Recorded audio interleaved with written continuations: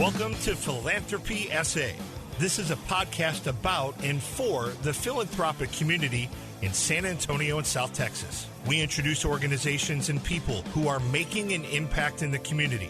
Beneficent Financial is proud to sponsor this podcast, and it is our hope that you enjoy this conversation about the impact we can have.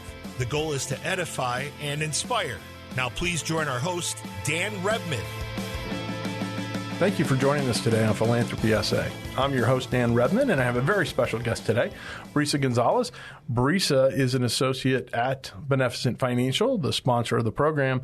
And Brisa's on today for a very special reason, because we have had the opportunity to talk to a lot of people in the philanthropic space since the show started. So we've talked to major donors, we've talked to entities like the United Way and SVPSA that help multiple organizations, and then we've talked to individual nonprofits about their mission and how they help make an impact in San Antonio. But Brisa is one of those people who is the real foot soldier in philanthropy. And what I mean by that is she goes out every day and does a lot of great things for a lot of great organizations. And so this is the type of person that philanthropy relies on. We rely on people like Brisa to go out and do the legwork and do the things to make all this happen for all these organizations. So first of all, Brisa, thanks for being with us today. Thank you for having me. I'm super excited to be here. Well, we'll fix that. But anyway, so the main thing, and we're going to treat it like any other interview from the perspective of, I always start by asking guests, how did you come to San Antonio? What brought you to San Antonio? So when I was looking at universities, I looked at Our Lady of the Lake. They had a good communication science disorders program, which I wanted to study in at the time. And then they had a good tennis program. So I applied, I got accepted, joined the tennis team, all that. Originally, the plan was graduate and move back home to Sugar Land outside of Houston. And then my senior year, I interned for Beneficent Financial here in San Antonio, got offered a full-time job, and now San Antonio's my permanent home. And I've loved being here, and I don't see myself moving back anytime soon. I've joined a bunch of great organizations here in San Antonio, which is another reason why I can't see myself moving. There you go. Well, we're glad to have you and glad you made that decision. Let me ask you this. So normally at this point, I'll ask people, hey, well, what got you into philanthropy or nonprofit work? But in your case, you work a traditional job insofar as, for a for-profit entity. But what is it that attracted you, or what made you want to get involved in all these organizations that we're getting ready to talk about that you do so much work for? Yeah, so volunteering in general has always been a part of my life. Like National Honor Society in middle school, high school, you always had to do a certain amount of hours volunteering. Even at church, we did like youth kitchen and stuff like that. So it's never really been like a chore. It's been something that I've just always done. So even in university, I was part of a service-based sorority where we did service hours every week. So when I graduated and started a full-time job, kind of in the corporate world, quote unquote, there was no volunteering, and I kind of missed that. So somebody told me about Rotary, a service-based organization here in San Antonio that does a bunch of good stuff around the community. And I got involved with that, and that's where I fulfilled that piece I was kind of missing with a full-time job. So yeah, I guess that's kind of how I got into it. It's not really what brought me to do it. It's I've just always been doing it, and I've enjoyed doing it. Very good. What did you miss when you got to San Antonio and you're getting ready to leave school and you were like, okay, wow, I'm not going to be in the service sorority anymore and that kind of stuff? What was it that you missed about doing that? Just the feel-good feeling. I mean, it feels great to help people. And yeah, we can do a bunch of other stuff like donating money and stuff, but actually giving your time sometimes feels a little bit more rewarding, and directly seeing the impact. For example, I'm a part of Big Brothers Big Sisters. I have a little sister, and just taking her out and seeing her be able to do stuff that she wouldn't do if I wasn't there to take her, that's super rewarding.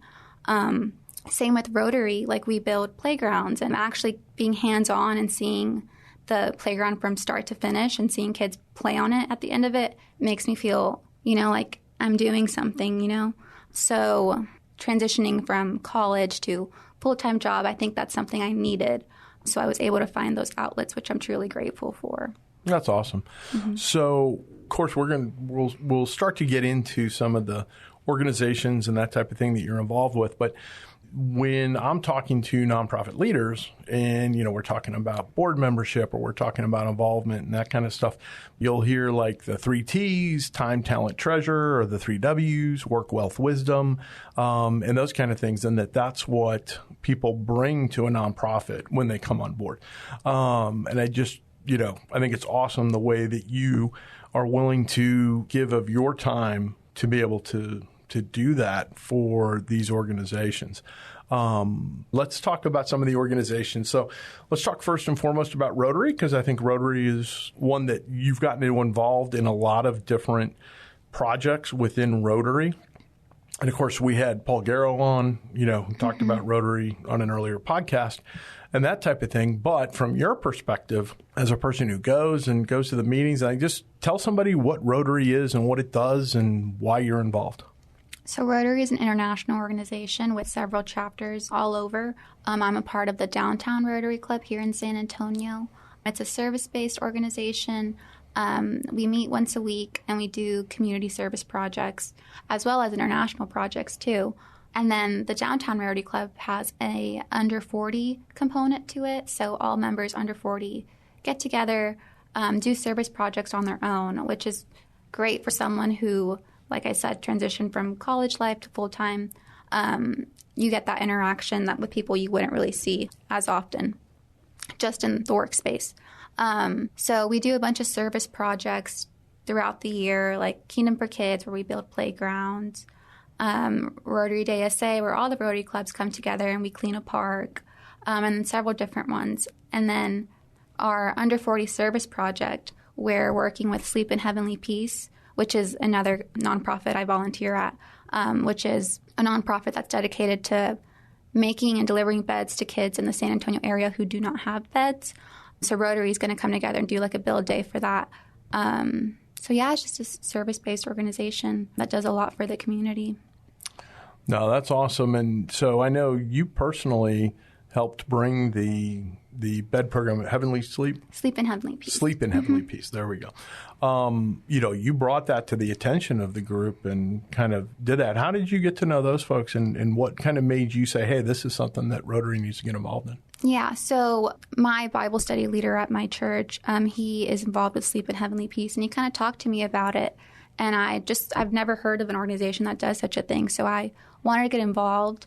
And then I'm bilingual, so he brought me on as like a vetter. So I vet the applications, especially for Spanish speakers, because I think I'm the only Spanish vetter on the vetting committee. So, and I would love to do that. If there's a need for it, I am willing to help. And then I realized when I was vetting applications, it was February and we're still vetting applications from November. And there was 1,200 applications still open. So each application has about 2 to 3 kids. So that's a lot of kids in the San Antonio area who do not have a place to sleep. And even because to vet people, you have to call them and see, hey, where are your kids sleeping? And just it's kind of heartbreaking, So then I thought about it and I was like, well, Rotary does amazing, unique things for the community, like building playgrounds. Like our motto is, every kid deserves a safe place to play. Well, then why not? You could say the same thing about sleeping. Every kid deserves a safe place to sleep. So I thought this would fit perfectly into Rotary's mission. So I brought it, and now we're going to do it as a service project. And I'm super excited about it. And I know Sleep in Heavenly Peace is super excited about it too.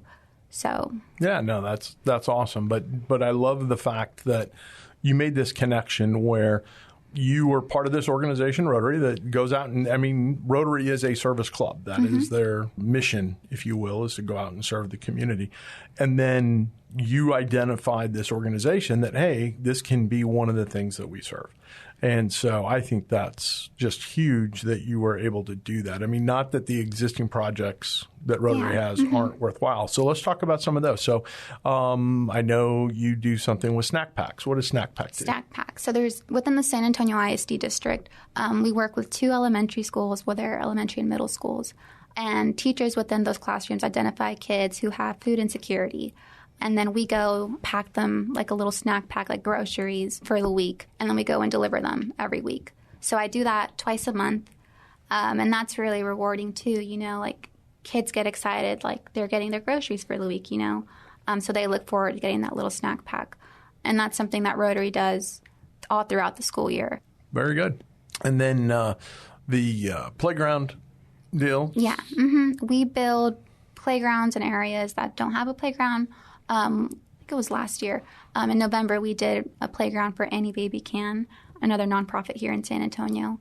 And it was a pretty big playground, but a lot of our members and even guests of members come out and build it. It's like a 2-day process. And then you see the kids playing on it at the end. So it's like from soil to a big playground with kids having fun. So that's really nice to see. That's awesome.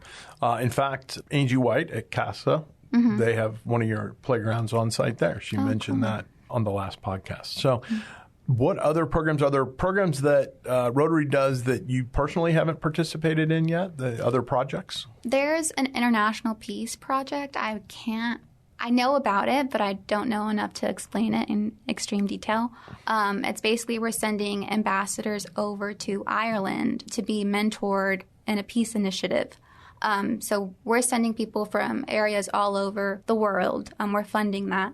They're learning how to resolve conflict peacefully, and then they're going back to their countries that do not have much peace right now. So that's what our Rotary Club sends money and sends funds for and stuff like that. I'm not too involved with that, but I think it's amazing that we're doing that, and that connection, like not just nationally but globally is great. No, it is. And how does Rotary raise the money that enables them to participate in all this? We fundraise, and we also have membership dues. Members donate, but we fundraise a lot. So we just did a fundraiser at the Valero Texas Open. We had 2 concession stands. It was all volunteers. We raised money through, I'm not too sure, but we got most of our tips back and then a percentage of what we sold. They just emailed us last week. We made a good amount of money on that, so we're excited because we get to use that for future service projects for the next year. That's awesome. And I know you spent some time out there at the Valero Open and, really enjoyed your time at the concession stand. Yeah, it was intense. I have never volunteered or worked at a concession stand, but I have a newfound respect for those who do because it's a lot of work. That's the case with a lot of things, right? Until you've done it yourself, you don't appreciate everything that goes into it. So in terms of Rotary, if somebody wanted to get involved in Rotary, what would you tell them or what would you recommend to them? Yeah, we have a website, but if you want to reach out to a member, you can reach out to me, or there's a bunch of, we've had Paul on the podcast too, and just come to a meeting. We meet every Wednesday from 12 to 1 at the Whitty Museum and see if you like it. I mean, at the meeting we have guest speakers come in and talk to us, but we also talk about what we're doing in the community and upcoming stuff. So come to a meeting, come to a service event. All of the information, the newsletters on the website, or if you want to reach out to someone, just reach out to me and I'll invite you to be my guest at the next meeting. Okay. And how do people reach out to you, Brisa? I have my email address. Yes. brisagonzales0@gmail.com. Or if you know Dan, you can ask Dan. You can go to the Beneficent website. That too. And click on Contact Us and get in touch that way as well. So we're looking at those types of things, and you're involved in some other organizations. But before we get into all that, let's take a break and hear from our sponsor.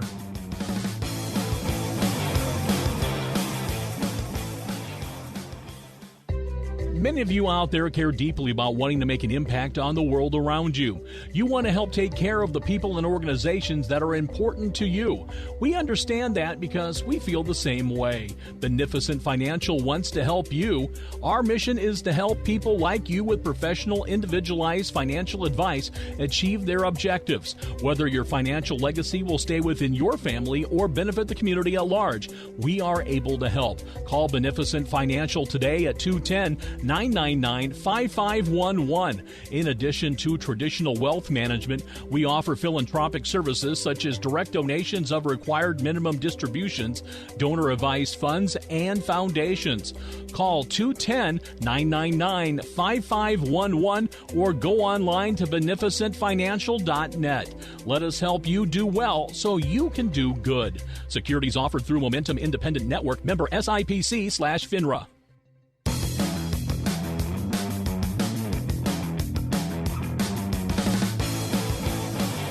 Welcome back. This is Dan Rebmann. I'm your host of Philanthropy SA, and I'm joined today by Brisa Gonzales. Brisa is a volunteer extraordinaire. She is involved in multiple organizations, doing a lot of things around town, and I just thought it'd be great to get to hear a point of view from that volunteer level who's like on the ground doing stuff for great organizations. So we talked about Rotary and all the stuff you do there.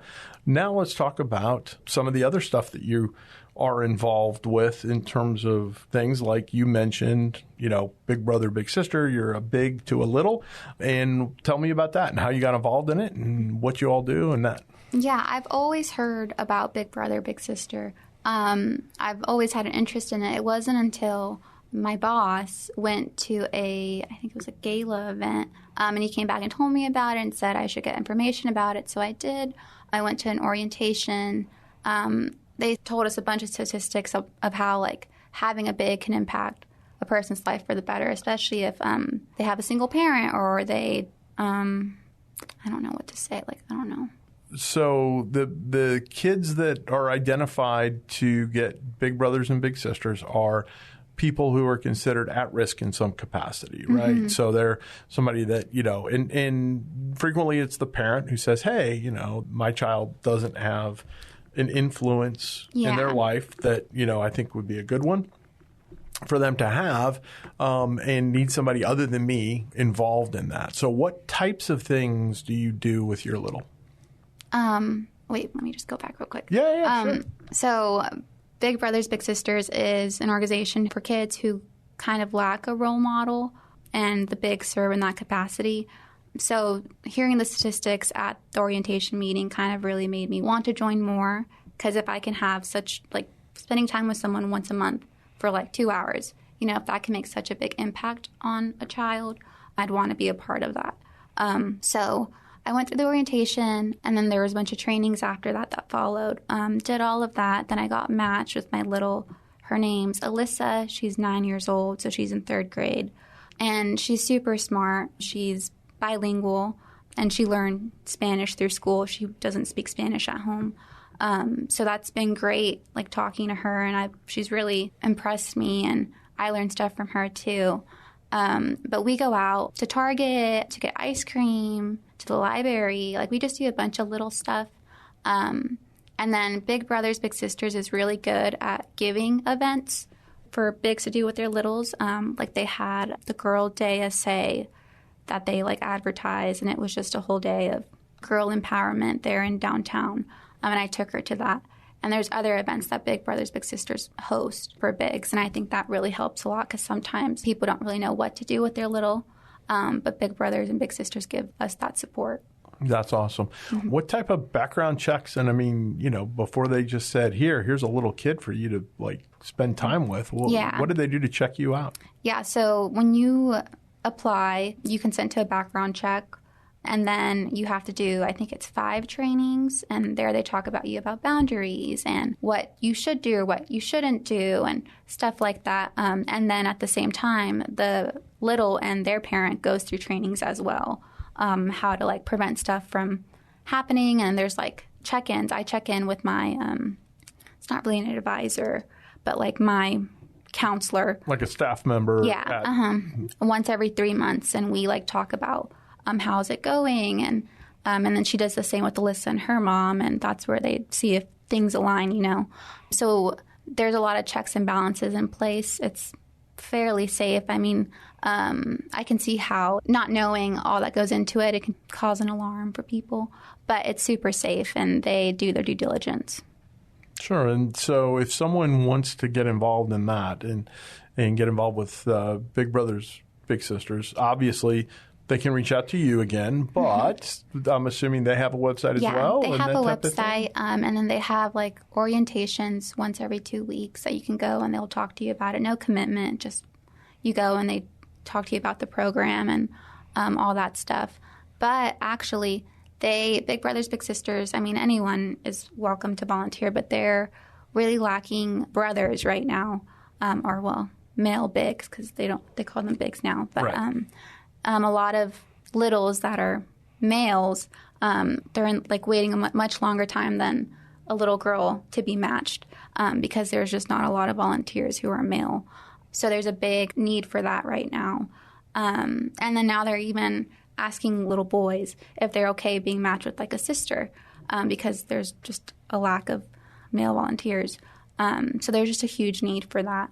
And I mean, it's a great organization, and it's only the minimum is once a month spending time with your little, so it's doable. No, that's awesome. And so guys, step up. Time to come to the plate. What other organizations, what did I miss?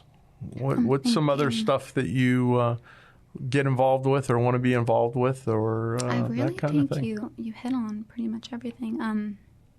No, I think you hit most of the ones I know the most about, at least. Okay. So like I mentioned earlier, Brisa is that person that organizations rely on. They rely on people like Brisa to come alongside them and, help them provide the services that they're going to provide and that type of thing. And so now I want to pivot a little bit, Brisa, and talk about, and you don't mention any names, any organizations, or any programs, okay? The beauty is you're involved in so much we won't necessarily know. But what has been some of the things that or it could be even something that you were involved in the past, like maybe a project that your service sorority did back in college or something like that. Mm-hmm. But think back to a time when you were involved in a project and it just didn't go well, or it was like all messed up or whatever. When you look back on it, what do you wish was done differently or could have been done better to make that a better experience for you as a volunteer? Well, it's a loaded question. I think the first thing that comes to mind is everybody wants to help, which is a great thing. But I think when there's too many opinions, it can be kind of hard to say no to someone when there's so many good ideas, like it's hard to pinpoint the best one. So there's been times where we try to do too much. We overextend ourselves, and where we could be dedicating our time to one of those things and making it a lot better than trying to do a bunch of different things. So I think the abundance of people wanting to help can sometimes distract us from the main goal. Gotcha. Okay. Mm-hmm. So what about, as busy as you are, how do you make sure that you don't overload yourself? How do you make sure that you're not overtasked to the point where, you don't want to get your boss mad? Yeah. No, I set my priorities, I think. But I also know that, I don't commit to something if I don't have the time for it. And I'm really good at time management, I think. I have OCD, so I like to plan stuff out to where I know I have enough time to do everything. So that really hasn't been an issue. And even at times where I do overextend myself, I still get it done, even though it may be hard. But I understand. You are very efficient. I will say that. So in terms of, you mentioned earlier the reward that you get from being involved in these activities and just kind of the good feeling, if you will, that you have when you're involved in something that's helping somebody else. But from another standpoint, you get an opportunity to interact with a lot of people, across the city. Mm-hmm. Talk about how that has impacted you and benefited you from a just overall perspective, not just confined to the philanthropic world. Yeah. I mean, you've made friends through these organizations, right? Mm-hmm. Yeah, and I've met a bunch of incredible people that I wouldn't have been exposed to if I weren't in these organizations.